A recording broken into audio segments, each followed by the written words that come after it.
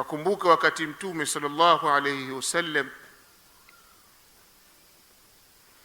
akiwa na Muadh ibn Jabal amembeba kwenye kipando chake, nyuma ya kipando, akamuuliza, ya Muadh, atadri ma haqqu Allahi ala al-ibad wa ma haqqu al-ibadi ala Allah?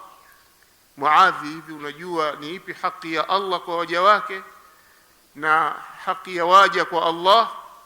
Muadh akamwambia, Allahu wa rasuluhu a'lam. Wakatembea, kisha Mtume akamwambia, haqqu Allahi ala al-ibadi an ya'buduhu wa la yushriku bihi shay'a, haki ya Allah kwa waja wake ni waja wa muabudu Allah subhanahu wa ta'ala na wala wasimshirikishe na kitu chochote. Wa haqqu al-ibadi ala Allah alla yu'adhiba man la yushriku bihi shay'a, na haki ya waja kwa Allah ni Allah kutomwadhibu yoyote ambaye atakufa pasina kumshirikisha Allah subhanahu wa ta'ala. Maneno yakawa ni mafupi, lakini maneno yakawa ni mazuri sana. Muadhi akamwambia Mtume sallallahu alayhi wasallam, afala ubashiru nnas, wa unaje nikawaambie watu, ni watangazie watu hizi habari? Mtume akamwambia, la tubashiruhum fayattakilu, usiwaeleze watakuwa wazembe. Mimi sikusudii hapa mwanzo haki ya Allah kwa waja wake na haki ya waja kwa Allah.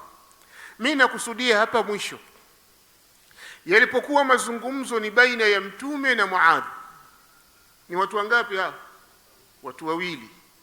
Yamejiri haya mazungumzo baina ya Mtume na Muadh. Muadh alipotaka kuzungumza hii habari nzuri ya dini, kwa nini anaomba ruhusa kwa Mtume? Kwa sababu Mtume kumchukua Muadh akaenda naye kando, ni maana yake habari hii ni asiri baina ya wao wawili. Tufahamiana vizuri. Kuitoa hii habari kuwapeleka kwa watu yahitajia ruhusa kwa yule uliyozungumza naye. Kwa yule aliyekupa habari, maana yake pia mfundisha si kila habari yazungumzwa, na sio kila jambo tulolisema lafikishwa. Upate idhini kwa aliyekupa habari, ni waeleze watu.